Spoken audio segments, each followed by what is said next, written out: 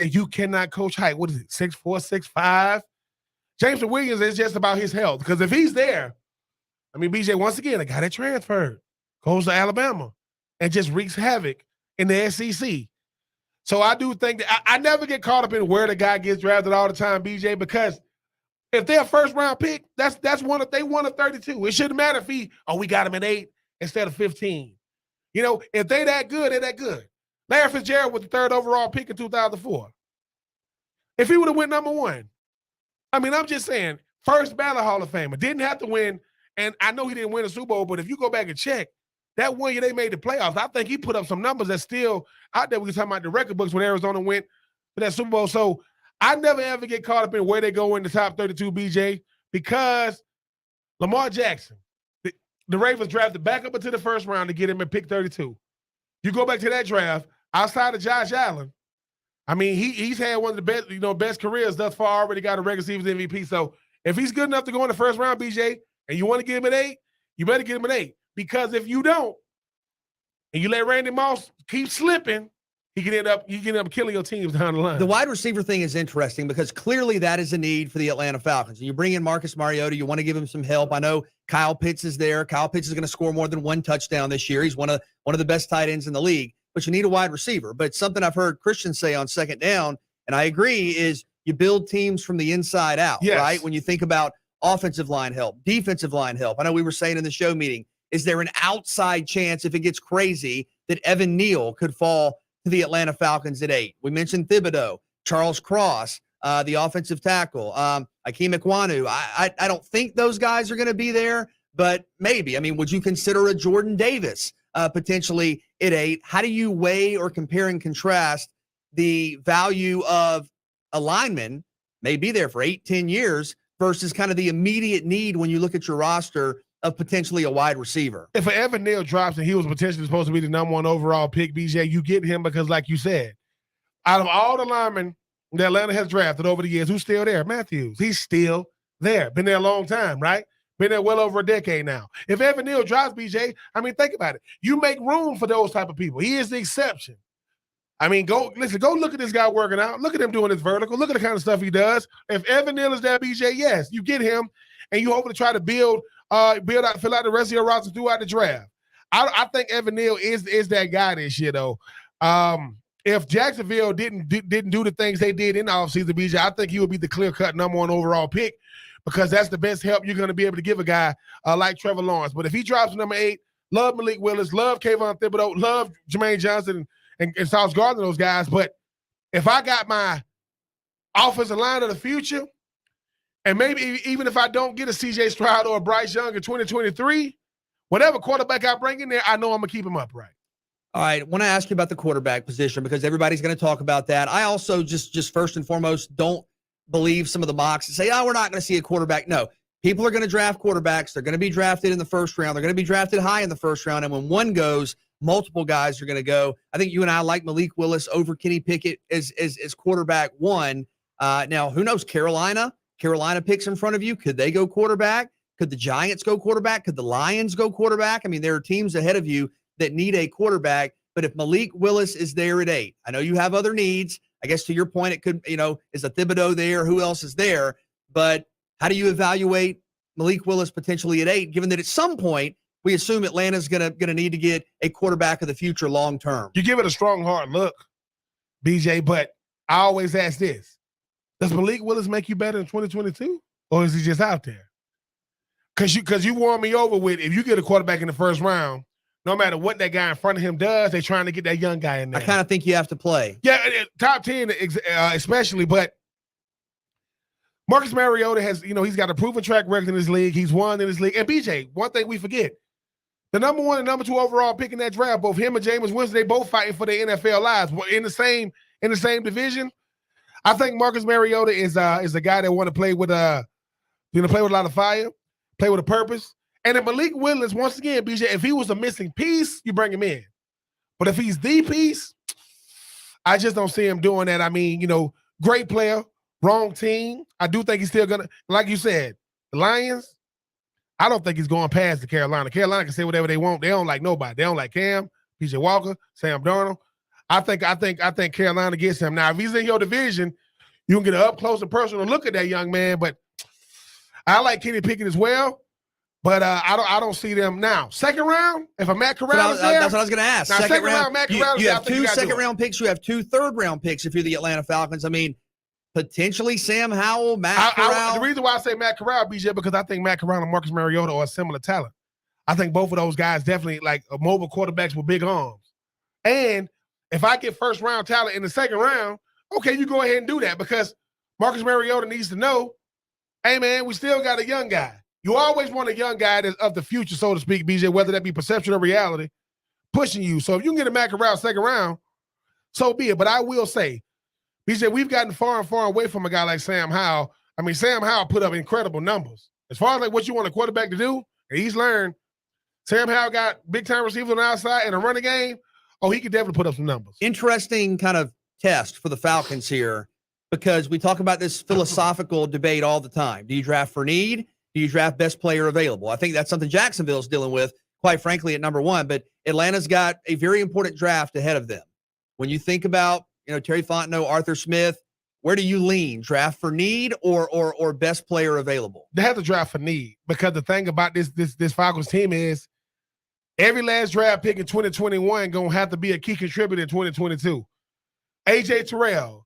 It's one thing him getting better, BJ, because he wants to be a better player. It's another thing him needing to get better because we need to have some type of defensive identity. If you got to draft for need because there's so many holes. You don't have a number 1 receiver. You don't have really a number 1 running back. You're still trying to fine-tune this offensive line. I mean, really, who's your number 2 receiver right now? Who's going to be that other cornerback? Who's going to be your safety? Who's going to be your linebacker? A lot of questions. A lot of questions to fill. A lot of questions. So you say need first? I go need this year. If Matt Ryan was still there, I say best player available. But because you got Marcus Mariota, I said you got to draft need.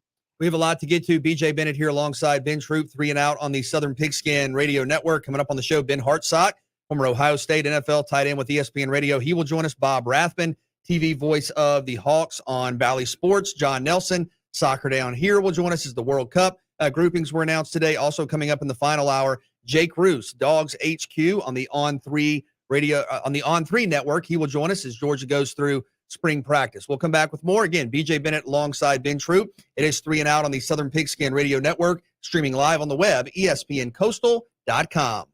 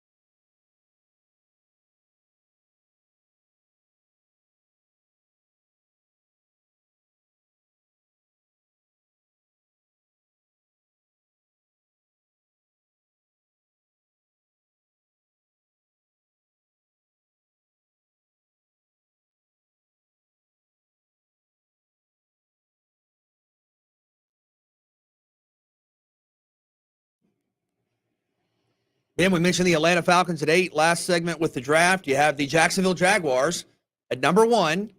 Seemed like for a while, Evan Neal, and this is back before they franchised Cam Robinson, that Evan Neal was going to be the number 1 overall pick, maybe Ike Mekwonu. And then you saw the news with Cam Robinson, and maybe you thought, okay, Aiden Hutchinson perhaps, maybe Kayvon Thibodeau. Jacksonville did sign Arden Key the other day as another edge rusher with Josh Allen.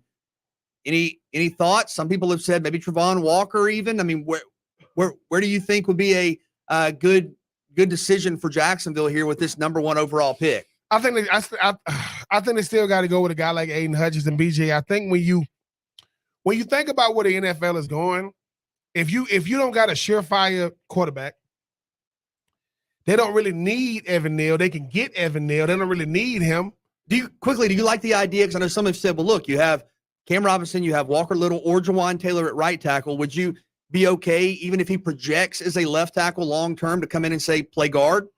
Yeah, I mean, listen, he went to Alabama. I think they teach those guys to be they can go out there and do a lot of things, BJ. But I'm looking at the Jacksonville Jaguars defense that don't have an identity outside of Josh Allen. You get a guy like Josh Allen to help tutor a guy like Aiden Hutchinson. You get a guy like Arden Key to help tutor a guy, like K'Lavon Chaisson, and you go add some more depth in the draft with what they did in the offseason. Make no mistake about it, BJ, they go on offense. When you look at what they did with Christian Kirk and those guys, you get a healthy Travis Etienne to go along with James Robinson. And because you beat the Colts, you realize, man, we competing right now for second, and we can find a way to beat them boys from Nashville. I know people think how big of a jump they can make. I think Jacksonville can make some noise in the AFC South this year. But you do think Aiden Hutchinson at this point is the right pick to pair with Allen? Yeah, I do, because I do think this, BJ. I mean, we don't give Josh Allen a lot of credit for how good of a player he is, but he has to do it by himself. The reason why Josh Allen don't have the numbers he could have, because who else they game planning him, they double team him every other play.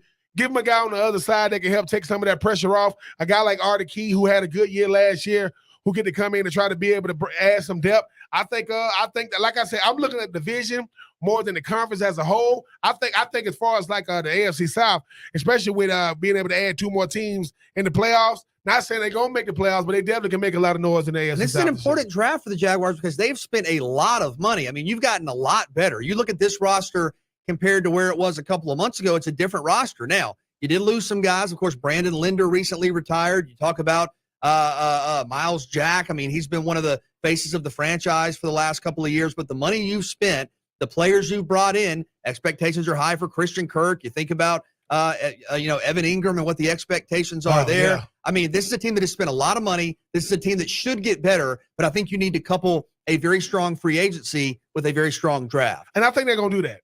I think Aiden Hutchinson, BJ, is the guy that everybody coveted to be that number 1 overall pick. I mean, he has a big upside.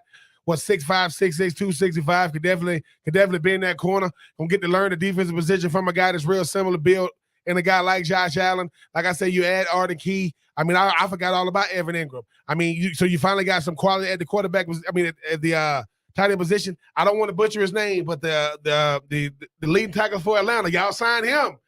So he's really gonna help this team. I think Jacksonville is doing things right, and this is why Doug Peterson. You get a proven head coach, BJ, because let's face it, 2021 is a watch because they had to deal with everything away from football. Tim Tebow, Chris Doyle, Urban Meyer, all this stuff, and they still kept the Colts out the playoffs. The last game of the year, they could have just, nope, if we ain't going, y'all ain't going. I think, and Trevor Lawrence we're going to see just how big of a jump he can make in the sophomore season. So a big draft coming up. Atlanta, of course, at 8, Jacksonville at number 1. The mock drafts are going to go crazy, but you think quickly we're about up to it, but do you think teams know where they're going now, or do you think there's still some uncertainty? They know where they're going, BJ, but they're going to still go through the process. They're going to use all the smoke and mirrors they can. They loving their mock drafts right now because it keeps people thinking. But when you got the number 1 overall pick, BJ, you literally can look at all the 2022 draftees, have your pick of the litter. That's where you want to be. We'll come back with more 3 and Out on the Southern Pigskin Radio Network. We are streaming live on the web, ESPNCoastal.com, and on the ESPN mobile app.